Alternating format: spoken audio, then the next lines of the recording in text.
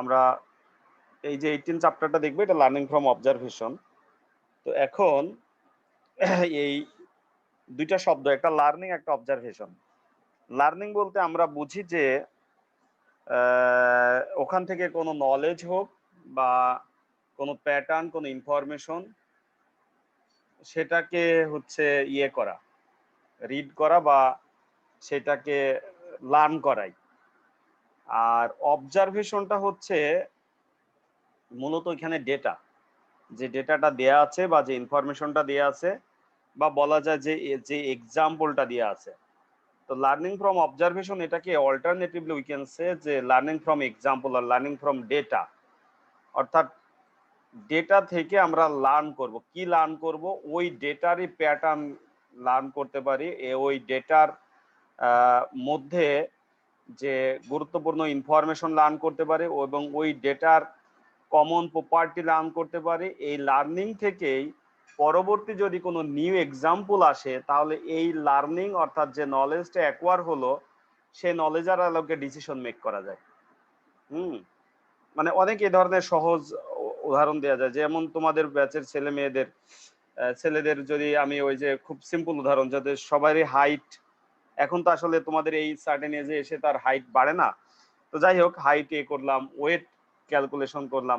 এখন এটাকে অ্যানালাইসিস করে আমি কিন্তু খুব ইজিলি বলতে পারি যে ইউনিভার্সিটির এই লেভেলের স্টুডেন্টদের হাইট এমন হতে পারে। নিউ একটা কেস আসলে আমার একটা অ্যাজাম্পশন থাকতে পারে। আচ্ছা, খুবই সিম্পল কথা। এরপরে হচ্ছে ওয়েটের ক্ষেত্রে বলতে পারি। এরপরে তোমাদের ফিফথ সেমিস্টার স্টুডেন্টদের কম্পিউটারের কোর্সগুলির যে সিকোয়েন্স, তোমাদের প্রত্যেকের স্কিলকে অ্যানালাইসিস করে আমরা বলতে পারি যে এই লেভেলের স্টুডেন্ট, তার এই ধরনের স্কিল থাকতে পারে।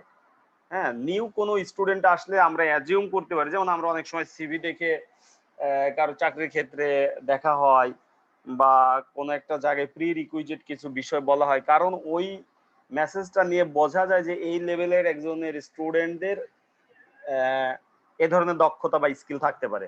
তো যাই হোক, এ ধরনের অনেক ইনফরমেশন আছে। লার্নিং ফ্রম অবজারভেশনে আমরা মার্কেট বাস্কেটে যদি দেখি, যে আমরা যদি দেখি যে অনেক সেলস, মানে কোন একটা শপিং মল, সুপার মার্কেট থেকে অনেক অনেক প্রোডাক্ট কিনতেছে। তো সেই প্রোডাক্ট যে কিনতেছে একজন কাস্টমারের, তার প্রোডাক্ট ক্রয়ের যে প্যাটার্ন, এটা যদি অ্যানালাইসিস করো, দেখবা যে সে সিকোয়েন্সিয়ালি এই প্রোডাক্টগুলি কিনতেছে। হ্যাঁ, আবার কোনো একটা প্রোডাক্ট কিনলে আরেকটা প্রোডাক্ট কিনতেছে। তো সেখান থেকেও নিউ কেসের ক্ষেত্রে বলা যায় যে এই প্রোডাক্টের যার চাহিদা আছে, তার সাথে সাথে এই প্রোডাক্টের চাহিদা আছে। এটা অ্যাসোসিয়েশন রুলস এর মাধ্যমে এগুলো করা যায়। তা যাই হোক, এই ধরনের হিউজ এক্সাম্পল আছে। তো আমরা মূলত আমরা এখানে কিছু দেখব। এখানে এই চ্যাপ্টারটা আসলে একেবারে আর্টিফিশিয়াল ইন্টেলিজেন্সের লার্নিং বা মেশিন লার্নিং পার্টেরই অংশ। আমাদের যেহেতু মেশিন লার্নিং কোর্স আরেকটা আছে, সেখানে আরো আমরা ডিটেলস দেখব। তো এখানে মূলত আসলে লার্নিং পার্টটা, মেশিন লার্নিং এরই ইন্ট্রোডাক্টরি কিছু পার্ট এখানে ডিসকাস করা হবে, আলোচনা করা হবে। তো যাই হোক, এগুলো হচ্ছে কিছু প্রি কথা। তো লার্নিং আসলে মূলত কি থেকে হতে পারে? Learning is essential for unknown environment. মানে আসলে নোন এনভায়রনমেন্ট থেকে আননোন এনভায়রনমেন্টের জন্য নলেজ গ্যাদার করা। Learning is useful as a system construction method. System construction মেথডের ক্ষেত্রে হতে পারে। Learning modifies the agent decision mechanism to improve the performance. Improve performance বা কামিং পারফরমেন্সকে বেটার করার জন্য আমরা লার্নিং কে মডিফাই করতে পারি। হ্যাঁ, আচ্ছা, আমাদের কিছুটা ইয়ে আছে আর কি, মানে আমরা যে বইটাকে ফলো করতেছি সেই বইয়ের টপিক এবং এই স্লাইডের টপিকের মধ্যে কিছু ইয়ে আছে, আগে পিছে কিছু করা আছে। যাই হোক, আমরা আবার বই দেখে ওটা রিভাইজ করে নিব। তো যে লার্নিং এর কথা আমরা বলতেছি, মূলত যদি লার্নিং আমরা কনসিডার করি, তাহলে 3 প্রকার লার্নিং আমরা দেখতে পাই। সুপারভাইজড লার্নিং, আনসুপারভাইজড লার্নিং এবং রিইনফোর্সমেন্ট লার্নিং।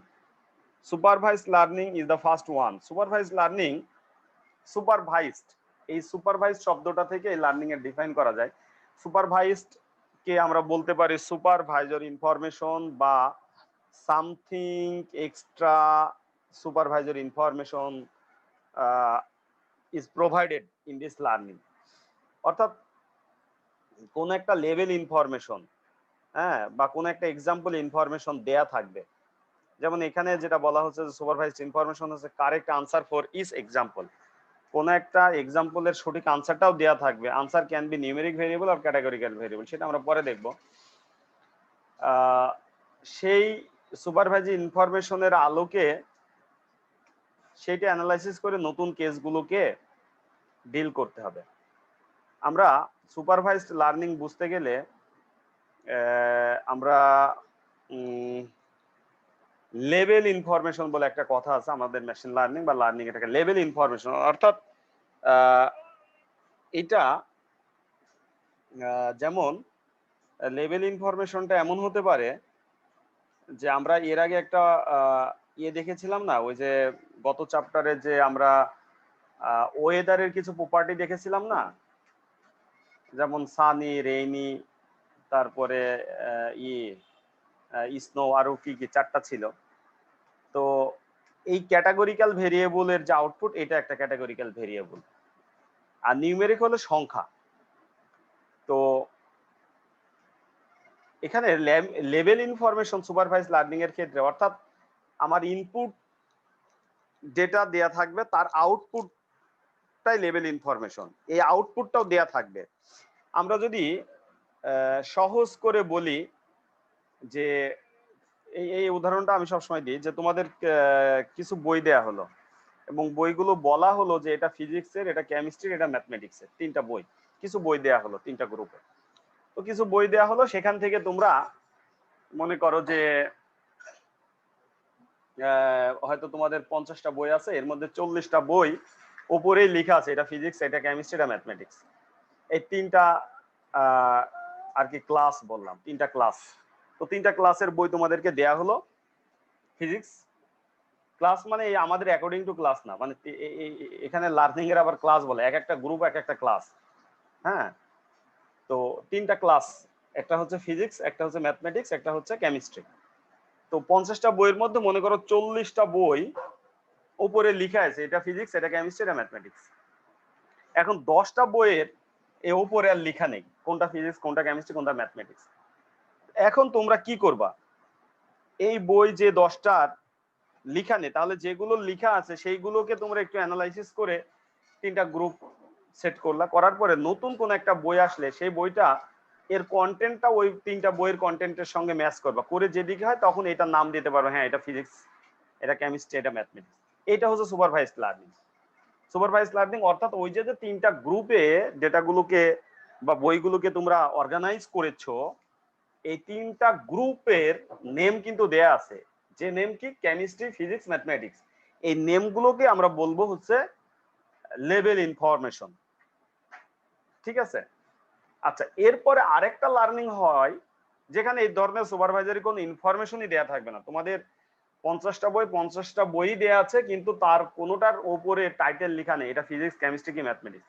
এখন তোমাদের প্রতিটা বই একটা বইয়ের সঙ্গে আরেকটা বই ম্যাচ করবা, যে যেগুলোর টপিকগুলি, কন্টেন্টগুলি কাছাকাছি সেগুলো একটা গ্রুপে, যেগুলো টপিকগুলি, কন্টেন্টগুলি কাছাকাছি সেগুলো আরেকটা গ্রুপে। এইভাবে তুমি যদি সব বইগুলির উপর অ্যানালাইসিস করো, তাহলে দেখবা যে তোমার তিনটা গ্রুপ হয়ে গেছে, সেটাও ফিজিক্স, কেমিস্ট্রি, ম্যাথমেটিক্স হবে। কিন্তু তুমি যে নতুন কেসের ক্ষেত্রে আগের সুপারভাইজড লার্নিং এ এক্সিস্টিং এক্সাম্পল গুলোর সঙ্গে ম্যাচ করে দেখলা যে এক্সিস্টিং দেয়াই ছিল যে এটা কেমিস্ট্রি, আর এখানে দেয়া থাকবে না, তার ইন্টারনাল স্ট্রাকচারের সঙ্গে ম্যাচ করে করে দেখতে হবে। এটা হচ্ছে আনসুপারভাইজড লার্নিং। আনসুপারভাইজড লার্নিং হচ্ছে এখানে যেটা দেয়া আছে যে correct answer not given, just example. হ্যাঁ, তো কারেন্ট আনসার দেয়া থাকবে না, অর্থাৎ without level information you will analyse the data that is assigned as unsupervised learning.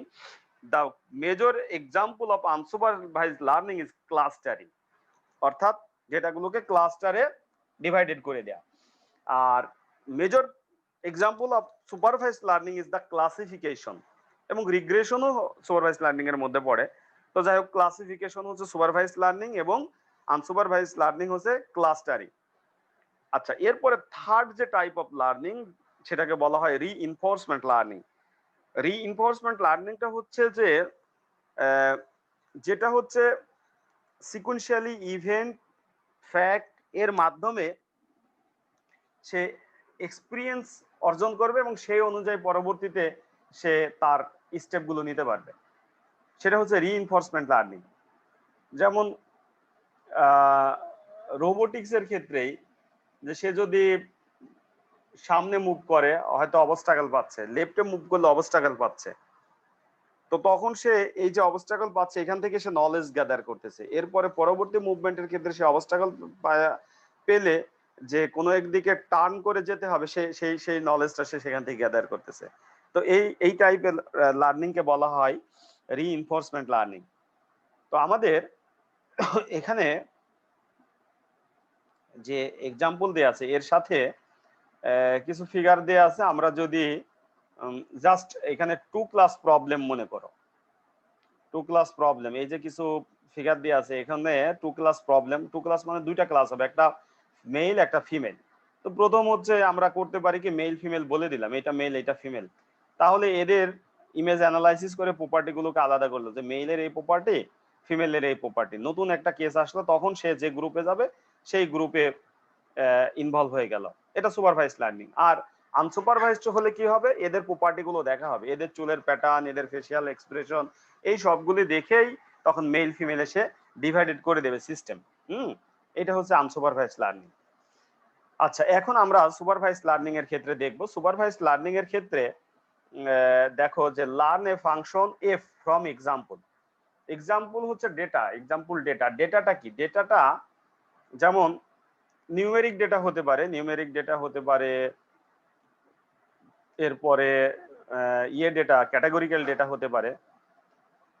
তো নিউমেরিক ডেটা আমরা সাধারণত আসলে এই ডেটাগুলো ম্যাট্রিক্স শেপে বা টেবুলার শেপে থাকে, ম্যাট্রিক্স শেপে বা টেবুলার শেপে থাকে। তো আমি একটু তোমাদেরকে ডেটাটা বুঝাই আসি, তাহলে এটা একটু ভালো হবে।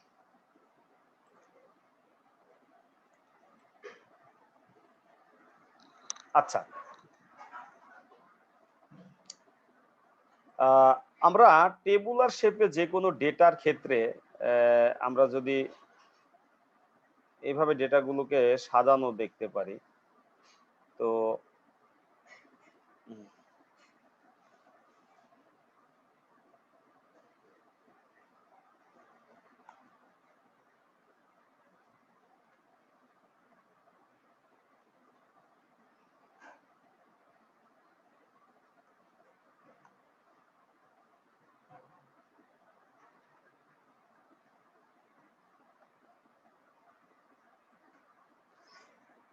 এখন এখানে যে ভ্যালুগুলি আছে, এই ভ্যালুগুলির উপর ডিপেন্ড করে এখানে আমরা গ্রুপ করব।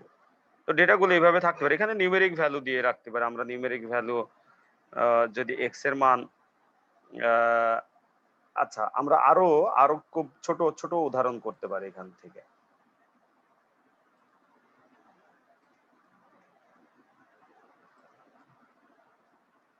খুব সিম্পল একটা এক্সাম্পল দিতে পারি। আমি সেই ডেটার প্যাটার্ন তোমাদেরকে দেখাচ্ছি আগে, তার চেয়ে সিম্পল একটা এক্সাম্পল।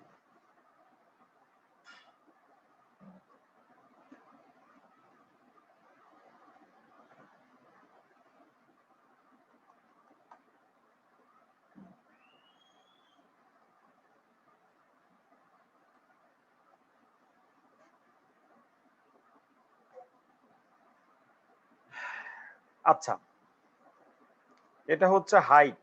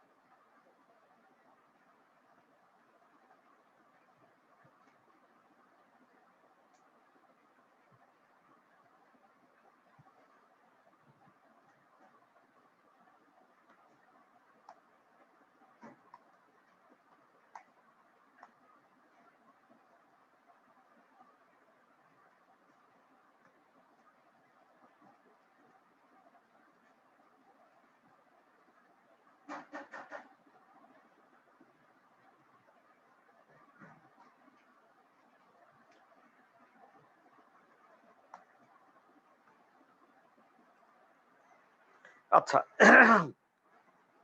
তো আমরা নরমালি ডেটা বলতে যে নিউমেরিক ডেটাগুলো যখন থাকে এখানে আমরা যে বিষয়টা লিখেছি, এই যে এখানে ওয়েট এবং হাইট এগুলোকে আসলে বলা হয় অ্যাট্রিবিউট।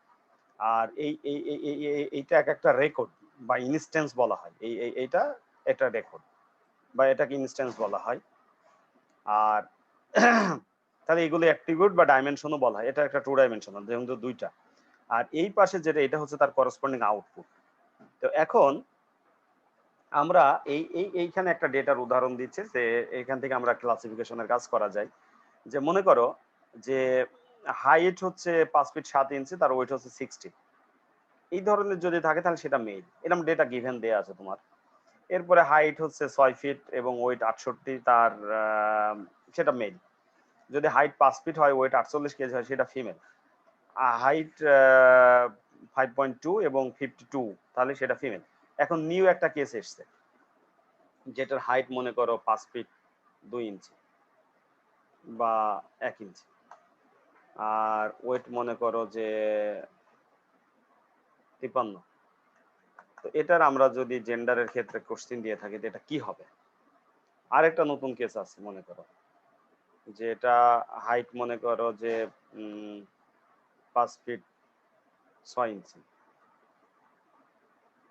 ওয়েট হচ্ছে মনে করো 66। এর জেন্ডারটা কি হবে? তোমরা কি একটু বলতে পারো দুইটা কেসের ক্ষেত্রে কি হতে পারে? না একেবারে সাধারণ মানে জেনারেল রুলসে, যে ফার্স্ট ওয়ানের ক্ষেত্রে কি হতে পারে এর জেন্ডারটা? ফিমেল হবে। আর পরেরটা মেল। আচ্ছা, এটা কিন্তু খুবই ছোট ডেটা সেট এবং আমরা দেখতেই পাচ্ছি। হ্যাঁ, কিন্তু যখন লার্জ ডেটা সেট হবে, এখানে এই যে আমাদের এখানে অ্যাট্রিবিউট আছে কয়টা? দুইটা, হাইট এবং ওয়েট। তো এবং অ্যাট্রিবিউট গুলো অনেক বেশি হবে, তখন কিন্তু আমাদের এই যে আইসাইটে এটা বলে দেওয়া সম্ভব না, তখনই আমাদের মেশিন লার্নিং এর দরকার। তো এই যে এখানে হাইট ওয়েট এই যে ডেটাটা দেয়া আছে নিউ কেসের ক্ষেত্রে আমরা বের করতেছি, তাহলে এটা কি? এটা সুপারভাইজড লার্নিং, কথা বুঝছো? আর যদি এই যে লেভেল ইনফরমেশন বলতেছি না, লেভেল ইনফরমেশনটা হচ্ছে ওয়াই এর ইনফরমেশনটা, ঠিক আছে? এখন এখানে কি লেভেল ইনফরমেশন দেয়া আছে, সেটা ব্যবহার করে আমরা এই অ্যানালাইসিস করে এখন এটা বলতে পারছি। আর যেটা আনসুপারভাইজড লার্নিং বা ক্লাস্টারিং যখন করব, তখন কোনো লেভেল ইনফরমেশন দেয়া থাকবে না। তখন কি করবে সে? ইন্টারনালি দেখবে যে কার সঙ্গে সে কতটা ক্লোজ। এবং ক্লাস্টারিং বা আনসুপারভাইজড লার্নিং এর ক্ষেত্রে একই ক্লাস্টারের মধ্যে ডেটাগুলি কি করবে? তারা পরস্পরের সঙ্গে খুবই কম্প্যাক্ট বা কাছাকাছি, হ্যাঁ, বা সিমিলার। আর ডিফারেন্ট ক্লাস্টারের মধ্যে ডিফারেন্ট ক্লাস্টারের কম্পোনেন্ট গুলো ডিসিমিলার। তো তাহলে এখানে দেখো যে এই যে 5 পয়েন্টস মানে 5 ফিট বা 5 ফিট 2 ইঞ্চি, এটা তো খুবই কাছাকাছি। এবং 6 ফিট এবং 5 ফিট 7 ইঞ্চি, এটা কাছাকাছি। হ্যাঁ, তাহলে এরা দুইটা ক্লাস্টার গঠন করবে। তো ডেটার যেটা আমি বোঝাতে চাচ্ছিলাম, এটা তো খুবই সিম্পল একটা উদাহরণ। তো আমরা যদি এটাকে আরো বড় পরিসরে করতে চাই টু ডাইমেনশনাল এর ক্ষেত্রে, তাহলে এখানে যতগুলি অ্যাট্রিবিউট থাকবে, মনে করো যে আমরা যদি এইভাবে আরেকটা ডেটা সেট দেখি, যে এই এটা মনে করো ওয়াই লেভেল, আর এগুলো হচ্ছে এই x1 x2 dot dot dot করে xn, xn পর্যন্ত মনে করো যে ডেটা আছে। আচ্ছা, এখন এইটা লেভেল বাদ দিলে xn পর্যন্ত ডেটা থাকে, তাহলে এগুলো হচ্ছে অ্যাট্রিবিউট। এগুলোকে বলা হয় অ্যাট্রিবিউট বা ডাইমেনশন বলা হয়। যেমন এই ডেটার সেটটাকে আমরা 2D বা টু ডাইমেনশনাল বলতে পারি। যদি তার অ্যাট্রিবিউট 3টে থাকে 3 ডাইমেনশনাল, এবং অ্যাট্রিবিউট যতগুলি থাকে তত ডাইমেনশন। এবং আমাদের একটা টপিক আছে high dimension. High dimension is the problem of machine learning এর ক্ষেত্রে, ডেটার ক্ষেত্রে। তো হাই ডাইমেনশনাল ডেটা মানে তার ডাইমেনশন, অর্থাৎ এটা বুঝতে পেরেছো যে একটা রেকর্ড গিয়ে, যেমন তুমি বলো এই যে আমরা যদি এখানে বলি যে এটা মিস্টার ডব্লিউ, এটা মিস্টার এক্স। এই ডব্লিউ একজন মানুষ, তার হাইট এত, ওয়েট এত। এটা একটা রেকর্ড বা একটা ইনস্ট্যান্স। একটা ইনস্ট্যান্সকে দুইটা ভেরিয়েবল দ্বারা কি রিপ্রেজেন্ট করা যায়। আর এখানে কোন একটা ইনস্ট্যান্সকে এন সংখ্যক ভেরিয়েবল দিয়ে রিপ্রেজেন্ট করতে হবে।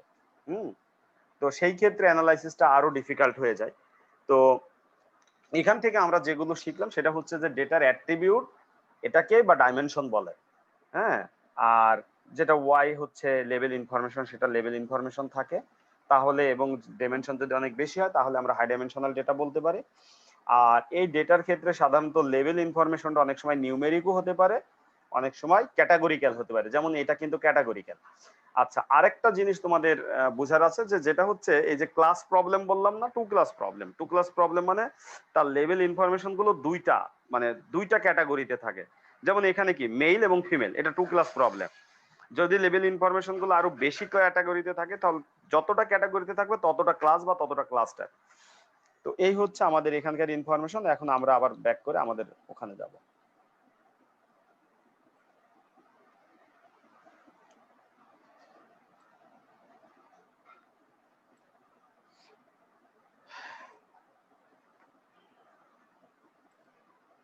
আচ্ছা, আমরা সুপারভাইজ লার্নিং এর ক্ষেত্রে ছিলাম। তো এখন learn a function A from example. এই যে এক্সাম্পল মানে ওই যে ডেটা, যে ডেটাগুলো আমি দেখালাম সেখান থেকে কি করবে সুপারভাইজ লার্নিং, আসলে এই যে একটা ফাংশন লার্ন করতে চাই, এই ফাংশন এফটাকে আমরা ম্যাপিং বলি। ম্যাপিং মানে সেই ইনপুট থেকে আউটপুটের মধ্যে একটা রিলেশন। হ্যাঁ, ম্যাপিংটা একটা function, mapping is one kind of model, এবং mapping is one kind of relation between the input and output. Input means ওই যে ওয়েট এবং হাইট, আর আউটপুট মিনস তার জেন্ডারটা। ঠিক আছে? তাহলে এফ, যেটা এফ কে বলা হচ্ছে, F is called the target function. It's okay, target function or simply target given a training set of n input output pair।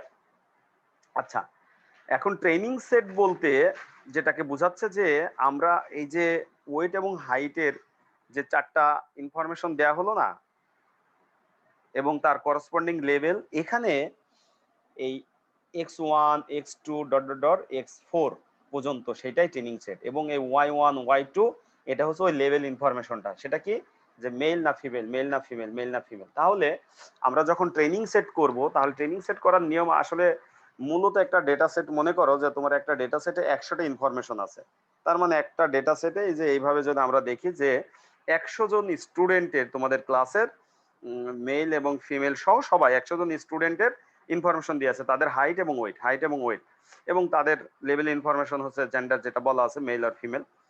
এখন আমরা নিউ কেসের সঙ্গে এটা যখন এই যে ট্রেনিংটাকে লার্ন করব, অর্থাৎ এই যে ম্যাপিং বের করব, অর্থাৎ একটা ফাংশন বের করব, অর্থাৎ এর ইনপুটের সঙ্গে আউটপুটের রিলেশনটা কি, এই ম্যাপিং ফাংশনটা বের করতে গেলে তখন এই যে আমার টোটাল ডেটা সেটের মধ্যে একটা major portion of data set নিয়ে ট্রেনিং সেট তৈরি করতে, অর্থাৎ আমার যদি 100টা ডেটা থাকে সেখান থেকে সাপোজ আমি 60 ডেটা বা 70 ডেটা নিয়ে একটা ট্রেনিং সেট তৈরি করলাম, তাহলে 100 স্টুডেন্টের মধ্যে 70 স্টুডেন্টদের আমি ডেটা ইনফরমেশন গুলো নিয়ে একটা ট্রেনিং সেট করলাম, এবং 30 স্টুডেন্টের ইনফরমেশন নিয়ে আমরা টেস্টিং সেট করলাম।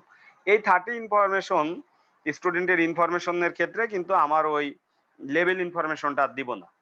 আমি যে লার্ন করব মেশিনকে, আমার যে ফাংশনটাকে লার্ন করব, এর লার্ন করানোর পরেই এই লার্নিং সিস্টেমই বলে দেবে যে তুমি ওয়েট এবং হাইট দিলে জেন্ডারটা কি। তো এটাই বলা হচ্ছে যে ট্রেনিং সেট, তাহলে এন ইনপুট ট্রেনিং সেট, এখানে N pair of input training set, অর্থাৎ এন সংখ্যক, এন যে কোনো একটা নাম্বার হতে পারে, where y is generated by a unknown function f, এবং এই f হচ্ছে আননোন ফাংশন।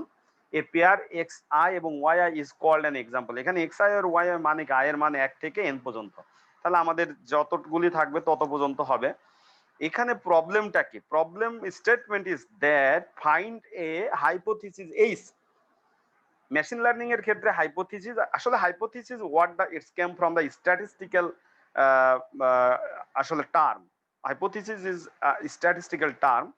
তো হাইপোথিসিস এই পপুলেশন প্যারামিটারের ক্ষেত্রে সাধারণত ব্যবহার করা হয়, যে এর পপুলেশন প্যারামিটার, সেখানে মিন এবং এভারেজ, হ্যাঁ, বা স্ট্যান্ডার্ড ডেভিয়েশন, এগুলো কি হবে।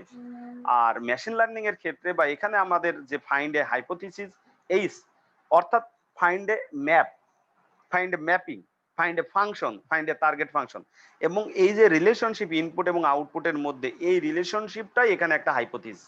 এই হাইপোথিসিসটাকে আমাদের এক্সপ্লোর করতে হবে, এবং কোন একটা প্রবলেমের ক্ষেত্রে এই হাইপোথিসিস স্পেস থাকবে, সেই হাইপোথিসিস স্পেসের মধ্যে সেট অফ হাইপোথিসিস থাকবে, এর মধ্যে আমাদের এক্স্যাক্টলি যেটা টার্গেট হাইপোথিসিস সেটা ফাইন্ড আউট করাটাই হচ্ছে আমাদের কাজ।